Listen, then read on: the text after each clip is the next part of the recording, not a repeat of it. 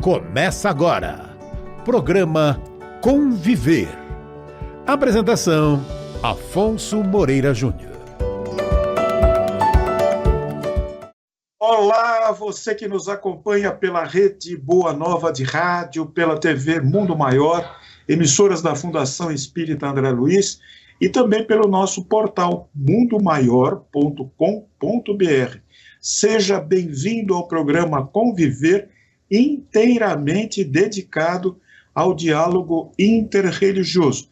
Programa pioneiro na nossa mídia, que já está fazendo muitos seguidores, o que é muito bom. E nós recebemos com grande satisfação, no programa de hoje, o padre Renato da Silva Fernandes, que é pároco da Igreja Nossa Senhora do Bom Parto, em Santo André, São Paulo, e autor do livro A Alma em Êxtase. Seja bem-vindo, Padre Renato. Olá, Afonso, que alegria, viu? Estou muito feliz de partilhar com vocês esse novo momento da minha vida com o livro Dons Carismáticos, A Alma em Êxtase. Só quero fazer uma correção, eu já mudei de paróquia, agora estou na paróquia Santa Joana d'Arc, que as mudanças são rápidas, viu? É Zona Norte. Estou em Santo André, diocese de Santo André, mas com uma paróquia diferente. Já estou na paróquia Santa Joana d'Arc.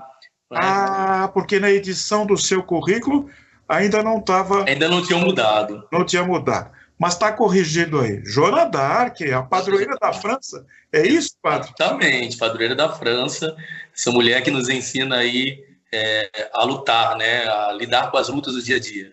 Meu Deus do céu. Bom, programa, muita alegria. O programa de hoje está sendo gravado, como de costume, e nós contamos com a participação de todos, sempre por intermédio do nosso e-mail, afonsomoreirajunior@gmail.com. Por intermédio deste e-mail, eu vou pedir que apareça aí na tela, você entre em contato com a gente, faz suas perguntas, suas sugestões, críticas, comentários, faz uma sugestão de quem você gostaria de ver aqui entrevistado, convidado nosso do programa Conviver. Manda também as perguntas que você gostaria de fazer. Vai ajudar bastante a nossa produção a fazer um programa Conviver cada vez melhor. Na produção e direção geral do programa Conviver de hoje, Alex Monteiro. Na divulgação, Silvana Zandomeni. Nos trabalhos técnicos, Jefferson Carvalho e Regina Prata. Na edição, Edi Pontes.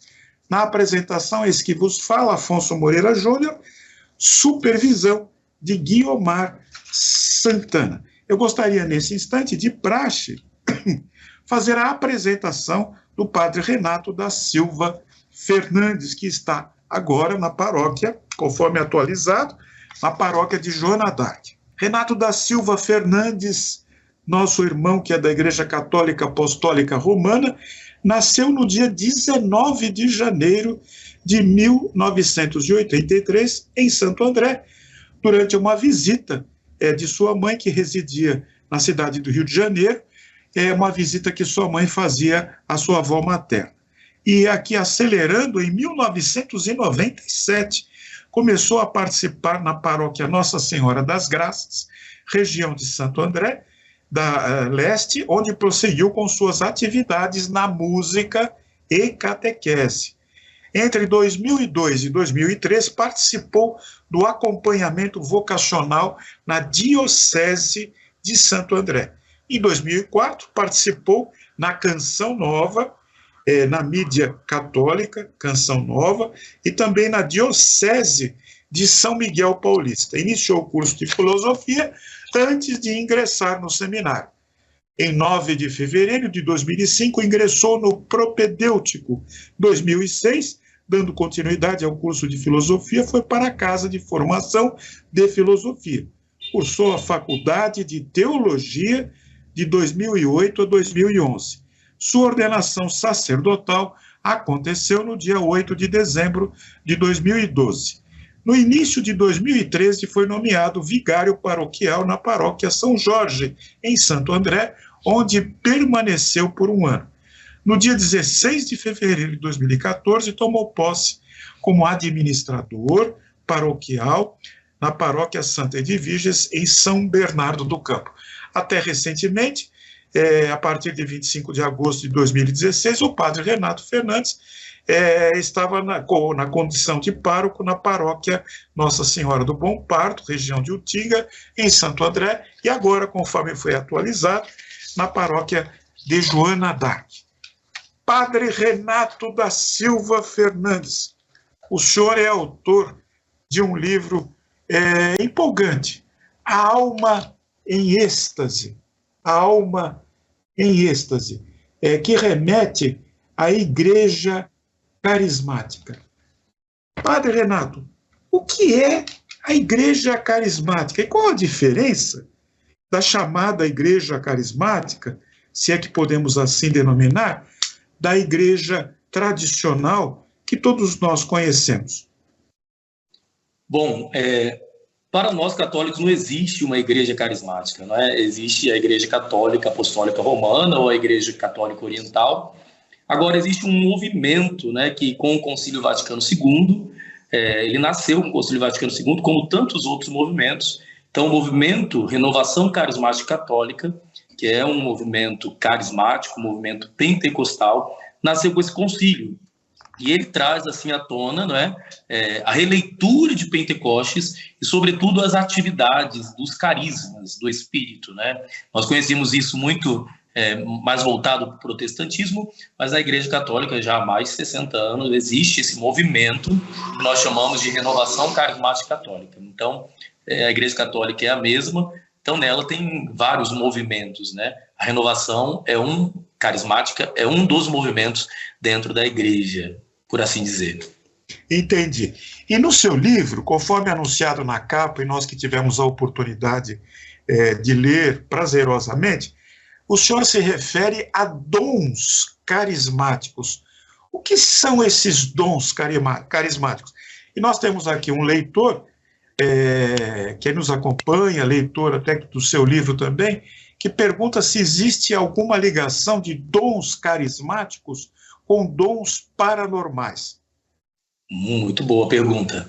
Bom, os carismas do Espírito, se nós pudéssemos falar numa linguagem assim mais fácil, seria como se fossem armas a qual o cristão ali no dia a dia poderia utilizar para a sua santificação, para a santificação da comunidade, né? Então tem diversos carismas, né, do Espírito que estão muito fundamentados na comunidade de Corinto, que foi aquela comunidade que Paulo fundou, né, os textos aí, né, primeira carta aos Coríntios, segunda aos Coríntios, onde ele vai educar a comunidade a usar os carismas. Era muito presente isso nessa comunidade de maneira específica, não só, mas era muito forte ali.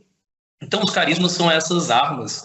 E, óbvio, né, nós conseguimos, através de uma tese de doutorado da professora Rosilene Schwantz, a qual apresenta esse livro, apresenta o autor, né, fiquei muito feliz porque foi minha professora, ela trabalha o termo êxtase, né? Então, o êxtase é sempre quando há uma alteração de consciência devido a uma questão religiosa, né? Então, no momento de grande louvor, há uma alteração da consciência. Não estamos numa consciência normal se formos medir essa consciência. Ela está alterada. A isso nós damos o nome de êxtase. E é óbvio que isso também serve como matéria para a parapsicologia, para a questão sobrenatural, por assim dizer, né? Então, Padre Quevedo não gostava de chamar de sobrenatural. Tive uma conversa com ele e falava, é preternatural. Trato isso no livro para dizer que é o nível mais alto onde o ser humano pode chegar na alteração da consciência. Sobrenatural já é uma ação direta de Deus. Então, seria um fenômeno preternatural onde há uma exaltação da consciência e nessa exaltação da consciência Deus entra com os carismas. Então, há toda uma prova científica. A professora Rosilene Alves Schwantz, ela tem um livro chamado Entre o Êxtase e a Razão, a qual dá base para separar o que é êxtase e o que é transe. Êxtase toda vez que altera a consciência com uma questão religiosa, transe toda vez que se perde a consciência total ou parcial também pelo fenômeno religioso. Padre Renato, eu faço uma proposta aqui. Vamos começar do começo. Vamos lá na origem do cristianismo, ao dia de Pentecostes. Eu gostaria que o senhor recordasse essa passagem do Evangelho de Nosso Senhor Jesus Cristo, que muitas pessoas não sabem do que se trata e, naturalmente, estão aqui acompanhando o programa Conviver, desejosos de ganhar esse conhecimento. O dia de Pentecostes, que dia foi esse? Quem estava lá? O que aconteceu lá, Padre Renato da Silva Fernandes? Dia de Pentecostes. Pentecostes vem de 50, né? Então, 50 dias após a Páscoa, nós podemos esquecer que a comunidade cristã, né, sobretudo pela leitura dos estudiosos da Bíblia, né, os exegetas e tudo mais, vai nos recordar que a comunidade cristã ficou amedrontada, né? Ela teve medo, porque o grande líder morreu, né? Morreu na cruz. Apesar de Jesus avisar tantas vezes que ele iria ressuscitar, havia dúvidas no coração dos discípulos. Nós sabemos bem disso, né? Os discípulos não eram tão prontos como as pessoas imaginam. Os discípulos eram seres humanos com muitas dificuldades, fraquezas e tudo mais, que Jesus vai melhorando eles no caminho. Os cristãos são considerados como aqueles que estão no caminho. Então, portanto, o dia de Pentecostes, 50 dias após a Páscoa, aqueles homens amedrontados, o texto bíblico nos fala também de Nossa Senhora ali no cenáculo, recebem a ação do Espírito Santo, já prometida por Jesus, né? Ele prometeu enviar o Espírito Santo, terceira pessoa da Santíssima Trindade, o Paráclito, que iria recordar a eles tudo aquilo que Jesus já tinha dito e que eles tinham esquecido no caminho, que eles tinham esquecido durante a vida, né? Então, e a vida pública de Jesus. Então, o Espírito Santo vem como uma ação extraordinária em Pentecostes. Óbvio que nós temos várias hipóteses, né? Os estudiosos vão dizer que não houve o dom de línguas, como na comunidade de Corinto, depois, né, posteriormente, houve uma tradução simultânea de línguas. Então, os apóstolos pregavam em sua língua e todos aqueles povos que estavam ali reunidos próximos ouviam na sua língua materna. Então, esse é um grande dom do Espírito, né? Tradução simultânea de línguas. Pentecostes, no texto bíblico, está muito em paralelo à Torre de Babel, né? Porque quando os homens quiseram chegar até Deus, cada um por si, sem unidade, né? Deus fez com que eles se perdessem através da língua. Eles não conseguiram se unir ou chegassem sozinhos a Deus, através da Torre de Babel, se perderam na língua. Havia falta de unidade, de comunhão. Pentecostes é ao contrário. Mesmo tendo diversos povos ali, com diversas línguas diferentes, o Espírito Santo consegue unificar, que é amor, né? E há um amor ágape, né? Nesse novo movimento a qual Jesus faz com que aconteça enviando o Espírito Santo. Então, essa é uma grande marca da igreja, a qual gera coragem nos discípulos para eles saírem.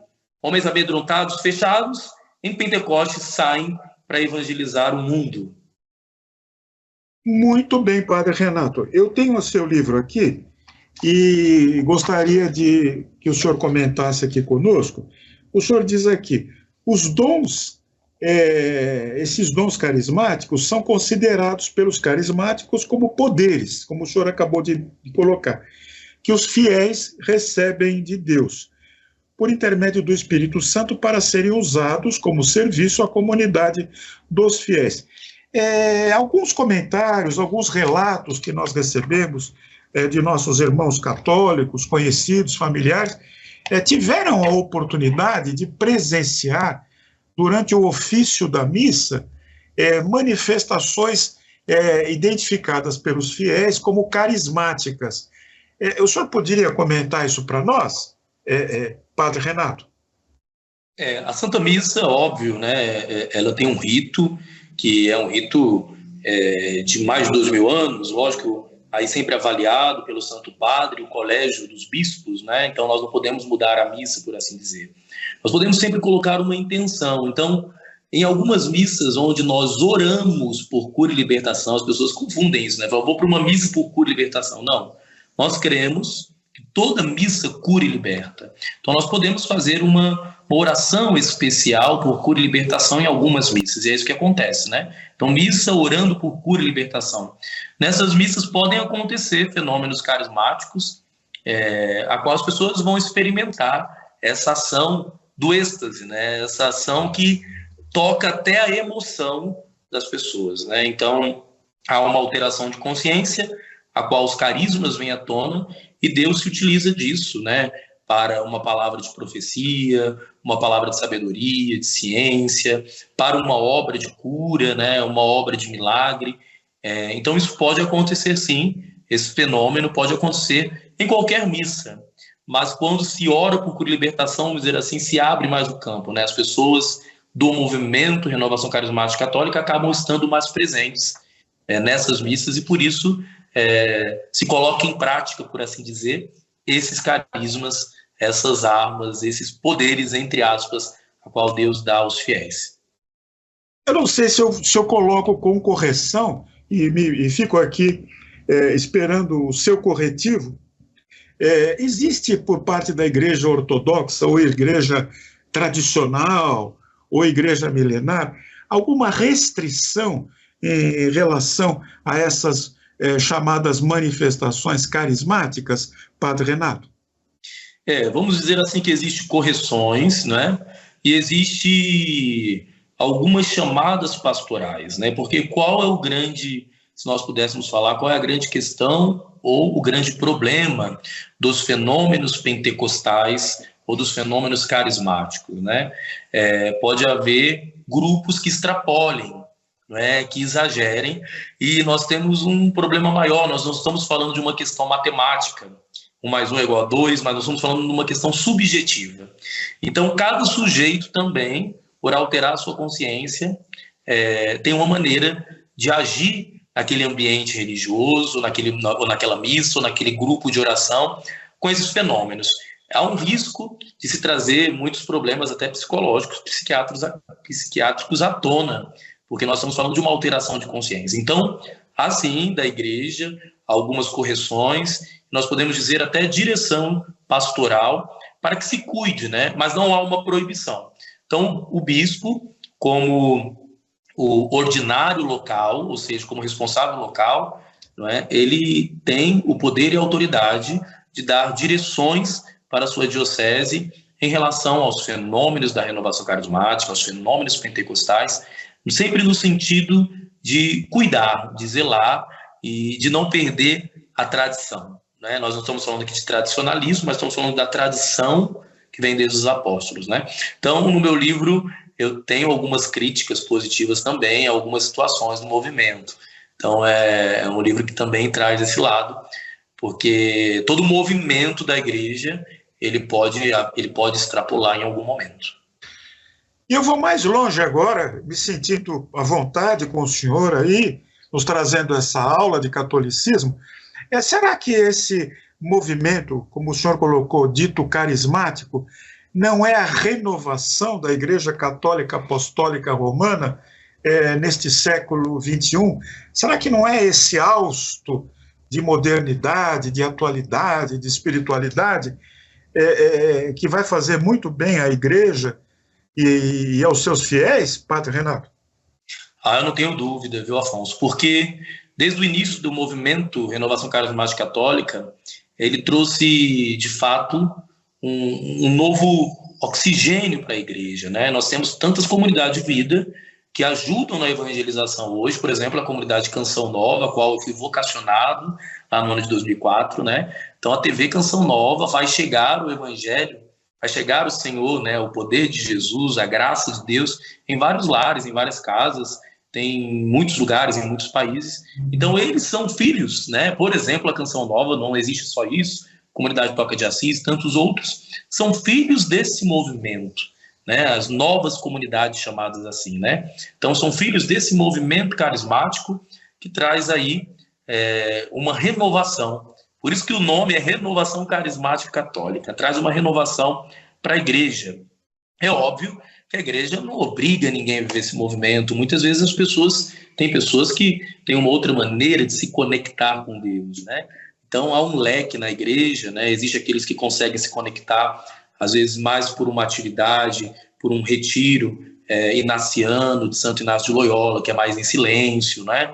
Tem outras pessoas que se encontram mais no louvor, né? E nos carismas, e tem tantas outras maneiras de se conectar a Deus, nessa igreja católica, não é? Isso é muito bonito na igreja, né? Mas, sem dúvida, é uma renovação, é um movimento de renovar, né? De renovação desta igreja, a qual Deus sempre sonhou.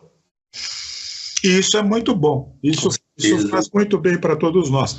E quero destacar aqui, Padre Renato, a abertura que a Igreja Católica Apostólica Romana ela vem trazendo para o diálogo interreligioso, de uma forma bastante assim pontual, concisa, direta, sem rodeios, não só na teoria, como também na prática. A exemplo da Casa da Reconciliação, aqui de São Paulo, que tem o nosso irmão, o cônego José Bison, à sua frente, que, aliás, é citado no seu livro. Sim, sim. É uma alegria. Eu posso dizer que eu sou muito feliz, porque o cônego José Bison acompanhou o meu TCC de teologia. Tem um pouquinho também do TCC de teologia e da filosofia aqui, porque é a minha área de estudo, êxtase e transe. Então, eu sou muito feliz porque, de certo modo, me sinto filho daquela casa. O cônego Bison é um grande amigo. Hoje eu sou assessor do ecumenismo do diálogo interreligioso já há bastante tempo aqui na Diocese de Santo André. Nossas formações, a formação da nossa equipe acontece sempre na Casa da Reconciliação, nas visitas, né, tantos lugares, a templos. Então isso ajuda a gente realmente a respeitar o outro e a crescer, né? E os carismas devem levar a gente a isso. E olha, com uma observação bem grande, o movimento carismático, o movimento Renovação Carismática Católica, quando ele nasce depois do Concílio Vaticano II, um grande objetivo da renovação era o ecumenismo. Isso está na raiz da renovação, porque o Concílio Vaticano II é chamado de Concílio Ecumênico Vaticano II. As pessoas esquecem disso, mas o último concílio, o grande concílio da Igreja, ele tem o nome de ecumênico. Então, nós nos sentimos muito felizes por poder participar e também crescer, né, dentro da Casa da Reconciliação, em comunhão com vocês e com tantos outros irmãos. Eu creio que isso é crescimento. Não há dúvida.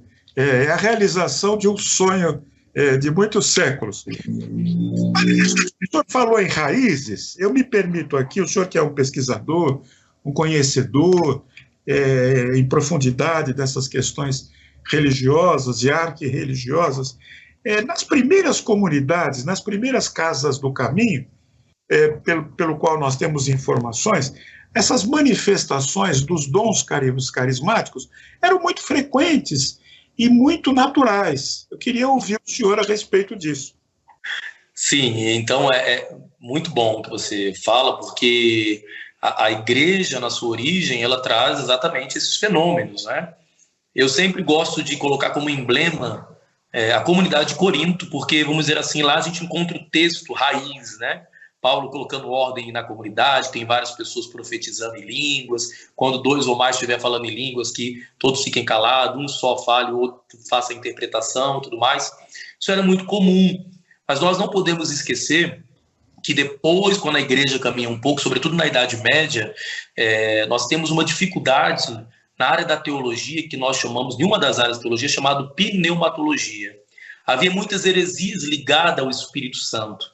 Então, muitos fenômenos ligados ao Espírito Santo foram, de certo modo, paralisados, né? A igreja, com muito receio, colocou ali no canto, e os santos viviam isso de maneira diferente, dentro dos conventos, né? E nós temos, por exemplo, o dom chamado dom de lágrimas, que é um dom de arroubo espiritual, que muitos autores vão dizer quando a pessoa recebia um dom de línguas, um dom de glossolalia, e não podia orar, o Espírito Santo fazia que se derramasse lágrimas de louvor, né?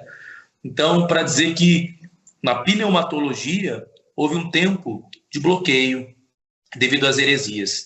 E o Concílio Vaticano II é esse retornar, tanto que os professores nos Estados Unidos, dos Kenny, eles vão fazer uma experiência com uma presbiteriana. Olha para você ver, né, Afonso? Deus que faz com que os professores católicos façam uma experiência com uma presbiteriana para levar de novo os carismas para dentro da Igreja Católica, que de alguma maneira estavam paralisados devido aos riscos de heresias do passado. Então tem um autor, se não me engano é professor da PUC ou da USP, né, que ele vai dizer isso, né, que quando a Igreja assume as grandes procissões, aquilo que era atividade popular do povo na Idade Média, tudo que era muito pentecostal, tudo que era muito carismático, ela deixou bloqueado, porque tinha muito risco de heresia. Mas quando é de Deus, volta, né? Então, Vaticano II, ele é uma leitura, né, desse retorno mesmo dos carismas, né, da prática, vamos dizer assim, de uma maneira mais aberta dos carismas. Não que não acontecia, mas era muito fechado e restrito, né? Então, a prática de maneira mais aberta, com uma visibilidade maior, ela vem aí com o Concílio Vaticano II e com o movimento Renovação Carismática Católica no Brasil e no mundo. Graças a Deus. Com certeza. Padre Renato, tem uma pergunta aqui, eu acredito que de certa forma esteja ligada aí à questão, aquelas manifestações das ulcerações, dos ferimentos sofridos por nosso Senhor Jesus Cristo, e os estigmas, e que se manifestaram em muitos católicos e até em não católicos, qual seria a origem, a explicação que o senhor teria a nos dar a esse respeito? Nós temos uma área da igreja onde nós chamamos, aí já não seria, nós não estaremos mais falando dos carismas do Espírito, mas nós estaremos falando dos dons místicos, né? Então, os dons místicos, eles não aprovam 100% a santidade de uma pessoa, mas eles, de alguma maneira, já começam a apontar para isso, né? Então, os dons místicos é essa graça especial, chamada de uma graça sobrenatural, onde alguns homens e mulheres recebem, como nós estamos falando dos estigmas, não existe só estigmas, dons místicos, existem outros, né? Mas, então, os estigmas é um dos dons místicos a qual as pessoas que vivem numa caminhada de muita entrega, de muita santidade, elas podem receber. Nós temos aí alguns, né? Padre Pio, de Piotrelcina, né? De Piotrelcina é um deles que recebe os estigmas, né? Também tem o seu corpo aí ferido com lutas pelo inimigo devido à quantidade de orações e de entrega a Deus, tem o seu corpo machucado, não é? Mas os estigmas nós chamamos de dons místicos, eles fazem parte daqueles dons a qual de alguma maneira atesta ou aponta para a santidade. Muito bem, e falando em dons, se o senhor nos permite aqui essa colocação, gostaríamos que o senhor relatasse uma experiência pessoal sua, envolvendo os dons carismáticos, a alma em situação de êxtase, como o senhor colocou. Bom, eu nunca relatei isso em público, que bacana que vai ser numa TV, né? Isso é maravilhoso. Eu era muito jovem e eu sinto que a minha vocação ao sacerdócio, ela vem da infância, né? Então eu já brincava de celebrar missa, sempre tem alguns sinais, né? Lógico que isso não basta para ser padre, mas existem alguns sinais ali na infância, né, do chamado. E então eu tinha muita dúvida, né? Cheguei a namorar antes do seminário e tudo mais, tinha muita dificuldade. A minha paróquia, a paróquia Nossa Senhora das Graças, que é a minha paróquia de origem aqui em Santo André, era uma paróquia onde tinha muitos retiros com movimentos da renovação, com comunidade de vida, que foi fundada, que é filha da Renovação Carismática Católica, que vinha pregar retiros para nós, retiros fechados, né? Então, comunidade Alfa e Ômega, eu tive uma alegria muito grande de poder viver essas experiências com eles. Então, um grande retiro que eu tive uma grande experiência chamava Cântico dos Cânticos, que é baseado no livro da Bíblia, né? O livro da Bíblia, ele trata de algum modo da relação entre um homem e uma mulher, apaixonados, mas também, para nossa leitura cristã, da alma apaixonada pelo esposo, pelo amado Jesus, né? Então, ali naquele dia, houve toda uma reflexão sobre isso. Eram 2 dias e havia uma moção muito grande espiritual, uma moção do Espírito Santo, é assim que a gente chama, através das pregações, dos momentos de orações em línguas, não é? E da adoração ao Santíssimo. Então, eu vivi uma experiência muito forte de encontro, que eu posso dizer, préternatural, com Deus naquele momento, que a gente não tem explicação material para dizer, porque há uma alteração de consciência através das músicas, dos louvores e das orações em línguas, e também do encontro com o Santíssimo, a qual o padre colocou na época o Santíssimo Sacramento no meu peito. Eu tive uma experiência muito forte, a qual Deus me deu a certeza que eu seria feliz naquele caminho. É óbvio que eu não fui, contudo, naquele momento, pedir respostas para Deus, né? E a gente tem que ter muito cuidado, porque Deus mandou as respostas muito firmes, né? Então, ali foi uma experiência que eu posso dizer de alto nível de êxtase a qual eu vivi. E quando eu fui estudar, isso estava muito forte. Então, o meu livro, ele é resultado do meu TCC da filosofia, um pouco da teologia. Então, isso já estava forte, né? Eu digo que eu lapidei o material do TCC, do meu trabalho de conclusão de curso. E, assim, eu fico muito feliz, porque eu falo que nesse livro tem muito amor e muita pesquisa, né? Muito amor no sentido de vivência, né? Não só falo de teoria, mas falo também, de alguma maneira, daquilo que eu vivi e vivo até hoje, através dos carismas do Espírito. É uma questão delicada, Padre Renato, mas nós vamos tocar aqui no assunto, aproveitando a sua presença, já que se trata da alma em êxtase. Algumas religiões, nós não vamos nomear nenhuma aqui, não é a nossa intenção criticar quem quer que seja. Nós queremos a sua palavra de esclarecimento. Elas, para alcançar a alma em êxtase, que é o título do seu livro, do seu trabalho belíssimo, que associa a filosofia com religião, isso é muito importante. Momento em que religião se associa à ciência, à filosofia, eu acho que a luz se faz ainda maior. Mas existem aquelas religiões, tradições religiosas que pregam obter-se essa situação da alma em êxtase usando-se narcóticos, chás e outros derivativos. E isso tem atraído muito a juventude. Como é que fica essa experiência, na sua opinião, Padre Renato? Bom, eu tenho assim muito forte na minha consciência e na minha pesquisa essa separação, de fato, a qual a professora Rosilene Schwantz ela faz na sua tese de doutorado, porque, veja, isso ajuda muito a gente a entender o fenômeno em si, né? Lógico que não fecha, porque a gente também tem que ter esse cuidado, né? Estudo sempre deixa espaço, né? E brechas para a continuação, né? Para a continuidade do estudo, mas eu acredito que é muito coerente a separação a qual a professora Rosilene faz, que eu trago no meu livro. Êxtase toda vez que eu altero a consciência. Transe toda vez que eu perco a consciência, né? Então, de uma maneira bem rápida, né? Para a gente entender. Então, nas religiões a qual se perde a consciência, nós chamamos isso de transe. O cristianismo, ele não valida o transe, né? Ele não assina embaixo do transe. Nós temos um livro também do cardeal Suene chamado Repouso no Espírito, tanto que a queda, né, que não está em Corinto, isso não está no texto da comunidade dos Coríntios. Existem pessoas que caem na Igreja Católica, em que nós damos o nome de maneira rápida e popular de Repouso no Espírito.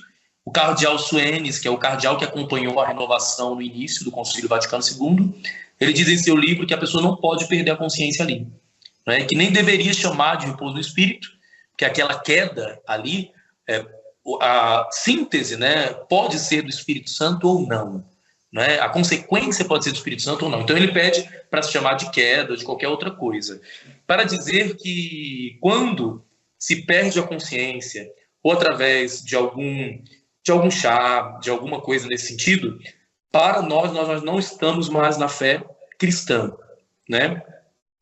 Nós chamamos isso de transe. Outras religiões trabalham isso e a gente respeita, óbvio, né? Mas o estudo nos leva a entender que transe não pertence ao cristianismo, né? Tanto que os santos, eles, na verdade, quando a pessoa estava muito alta, né, no sentido da oração, os grandes santos chamavam a pessoa para a terra de volta, né? Ou seja, cria consciência, volta de novo, né? Os grandes santos místicos, eles evitam muito essa ideia de perda de consciência, né? De supressão de consciência. Então, todas as religiões que trabalham com perda de consciência, seja total ou parcial, ela tem essa diferença no cristianismo, e é óbvio que é uma parede tênue, né? Então, só para a gente entender, de fato, que êxtase, toda vez que eu altero a consciência, mas estou presente dentro daquele fenômeno religioso, dentro daquele momento de louvor, ou dos dons, ou dos carismas derramados, transe toda vez que eu perco a consciência. Então, esse chá, essas coisas, eles costumam levar a pessoa a uma perda de consciência total ou parcial. Não é? Lógico que a igreja respeita, mas a igreja busca não vivenciar o transe, né? Então, é pedido pelo cardeal Suenes, que é um grande nome para a renovação carismática católica, né? Nome emblemático, que dirige a renovação lá na origem dela, mas também pelos bispos hoje, né? que se evite a perda de consciência, a supressão de consciência. E nós temos aqui uma questão levantada pelo nosso ouvinte, Manuel da Silva. Ele é católico e gosta do programa Conviver, faz bastante elogios, e de praxe eu puro os elogios ao nosso programa para economizar o nosso tempo. Agora, o nosso irmão Manuel da Silva, ele pergunta ao padre aqui presente como fazer para desenvolver esses dons carismáticos e poder se aproximar de Deus. A pergunta... Pergunta boa. Afonso, qual é o nome dele? Manuel da Silva. Senhor Manuel da Silva, pergunta muito positiva, né? De São Bernardo. De São Bernardo do Campo. É óbvio que a ação do Espírito Santo, nós precisamos sempre lembrar que o Espírito Santo é a terceira pessoa da Trindade para nós cristãos católicos. Então, portanto, o Espírito Santo é Deus, assim como o Pai e o Filho. A ação do Espírito Santo ela pode se dar em qualquer lugar. Tem gente que começa a orar em línguas vendo uma adoração ao Santíssimo numa TV Canção Nova, Aparecida ou qualquer uma outra. Tem gente que começa a receber um dom de profecia, às vezes orando dentro de uma casa, junto com um grupo. Então nós não podemos, o que o Padre está querendo dizer? A gente não pode colocar o Espírito Santo dentro de uma caixinha e achar que nós dominamos Deus, né? Isso é um grande risco. Mas é óbvio que quando nós alimentamos e abrimos espaços de orações e de louvor, como os grupos de orações, né? As missas, onde nós temos uma intenção específica de orar por cura e libertação, onde há muitas orações de glossolalia, ou dom de língua, se assim a gente quiser chamar, são espaços propícios para que essa ação dos carismas venham à tona. Mas não só. É isso que o Padre está querendo dizer, né? Então, na sua casa, momentos de oração, se o Espírito Santo quiser se derramar na tua vida através do carisma de língua, de profecia, de cura, de milagres, Deus é Deus, né? A gente não pode colocar Deus na nossa caixinha, né? Então, Deus está muito além, até mesmo da instituição católica. Eu tive um professor de eclesiologia que eu gostei demais, que ele falava assim: a catolicidade da igreja extrapola a instituição Igreja Católica, porque catolicidade significa universalidade, né? Ou seja, Deus ele extrapola os muros da instituição a qual nós vivemos, nós amamos e nós aceitamos viver essa doutrina. Mas Deus é Deus. Então, se o Espírito Santo quiser derramar carisma aí na sala do Senhor através de um momento de oração com a sua família, ele vai derramar porque ele é Deus. Deus do céu, isso é muito bom de ouvir. Uma questão aqui que envolve política e religião, e apontada no seu livro, que está aqui nas minhas mãos, A Alma em Êxtase, Dons Carismáticos, do padre Renato Fernandes, publicado pela Oficina do Livro, publicação recente. Ele diz aqui, entre outras questões de grande importância, eu vou ler aqui, a maior dificuldade de aceitação do movimento carismático por parte da Igreja ocorreu na América Latina devido à forte ideologia marxista incutida na consciência de alguns teólogos da libertação, que só viam respostas para os problemas sociais através do assistencialismo desvinculado de qualquer espiritualidade. Merece o seu comentário, é uma questão muito atual, muito pertinente e muito debatida também no movimento espírita, Padre Renato. É importante a gente lembrar, assim, né, que de fato a nossa igreja na América Latina, ela teve vários momentos, né? Então a gente não pode dizer que a teologia da libertação como um todo ela teve dificuldade. Não, a teologia da libertação nós tivemos teólogos maravilhosos e bispos também, né, que abraçaram o povo e tudo mais. Agora, a gente não pode esquecer que o movimento, né, é bom a gente lembrar que não é o Padre Renato, eu trago à tona uma pesquisa, a qual o movimento pentecostal e carismático teve dificuldade. Nós precisamos lembrar que essa dificuldade, sobretudo para entrar no Brasil, né, havia muita dificuldade dos padres, por exemplo, acolher os grupos de oração, a renovação carismática em sua paróquia. Hoje eu vivo na paróquia Santa Joana d'Arc, que era um polo da renovação, porque então cada cidade do ABC tinha um padre que acolhia, né? Então foi um momento a qual, de maneira muito forte, sobretudo porque alguns grupos da teologia da libertação trouxeram essa questão da ideologia marxista, né, se desvinculando de fato a espiritualidade, da ideia daquilo que é emergencial para agora, né? E nós não podemos esquecer que, por mais justiça que nós tivermos nessa terra, e temos que ter, né? Temos que ter, de fato, buscar a justiça e o cuidado dos irmãos. Para isso existe a política, mas nós não podemos esquecer que existe uma vida eterna, existe uma eternidade, né? A perfeição, a cura de todas as doenças, o choro que Deus vai enxugar dos nossos olhos eternamente não se dará aqui. Então, de certa maneira, esses dois movimentos que eu trago no livro é isso, né? Se confrontava, porque a base de pensamento, o desenvolvimento teológico são distintas, são diferentes. Enquanto a teologia da libertação buscava responder às coisas do agora, né? Então, o alimento, a necessidade do hospital, olha, o irmão está sofrendo, aquilo, tal. A renovação, ela vem com um olhar espiritual para falar, olha, nós temos uma vida eterna, nós temos uma eternidade. Então, na época, houve de fato esse choque, né? Então, volto a dizer, no Brasil, em toda a América Latina, houve teólogos da libertação maravilhosos, né? Mas o padre traz à tona aqui nesse livro que houve entre os dois movimentos, que de certa maneira, aí houve um choque, né? Então, é importante a gente, talvez, equilibrar os dois lados. Como minha mãe dizia, nem muito ao céu, nem muito à terra. Precisamos cuidar dos irmãos que são os pobres, os pequenos, mas não podemos esquecer que temos que ir para o céu um dia. Nós estamos conversando nesse instante com o padre Renato da Silva Fernandes, autor desse belíssimo livro, que toca numa questão de espiritualidade muito importante. Ele que está à frente da paróquia Santa Joana d'Arc, aqui em Santo André, em São Paulo. Padre Renato, a alma em êxtase. O senhor iniciou-se com muita simpatia no movimento católico, no movimento cristão, a partir da música, conforme nós descobrimos aí no seu currículo, que é bastante extenso, bastante rico. Mas me perdoe aqui, o senhor cantava, tocava algum instrumento? Eu desde muito pequeno, ainda no Rio de Janeiro, né, antes de vir para cá, e como você mesmo disse, Afonso, né, minha família, eu nasci aqui em Santo André, costumo dizer assim, porque, né, de uma maneira inesperada, que minha mãe veio passear, me teve aqui, mas morava no Rio. Então, ali mesmo eu já começava, né, junto com o grupo, a cantar, tocava um pandeiro meia-lua, né, uma percussão muito simples, óbvio, né, não era formado em nada. E posso dizer que esse dom continuou se desenvolvendo em mim. Aqui em São Paulo fiz um tempo aula de música, aula de canto. Preciso voltar, né? O pessoal pede muito para gravar alguma coisa, eu nunca gravei nada, mas a música, ela é um passaporte para o êxtase. A música, ela é uma grande abertura para o êxtase espiritual. Antigamente, a renovação carismática, ela era dividida em secretarias. Então, cada secretaria cuidava, né? Secretaria da intercessão, secretaria da arte e tal.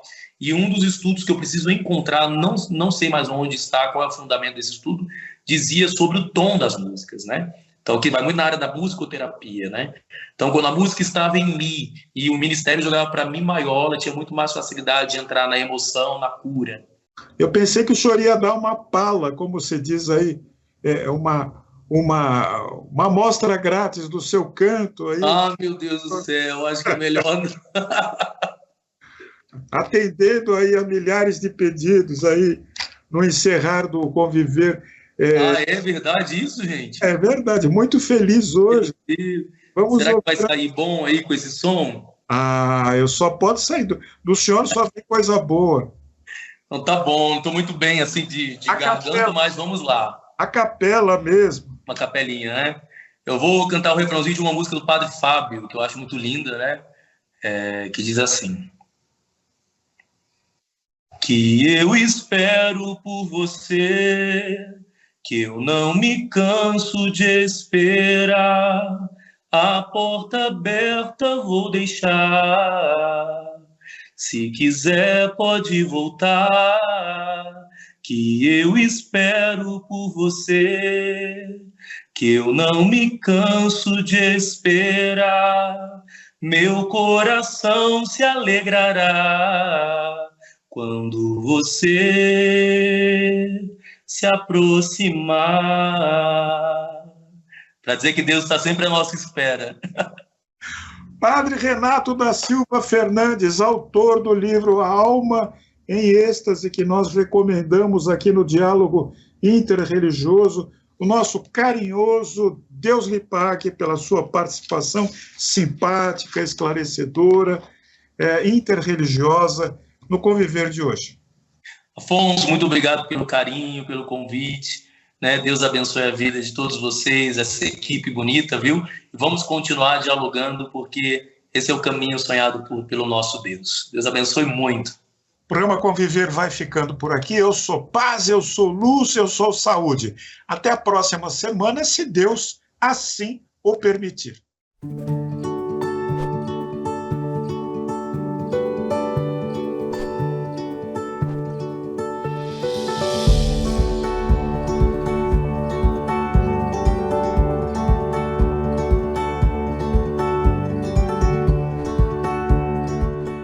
Você acompanhou Programa Conviver.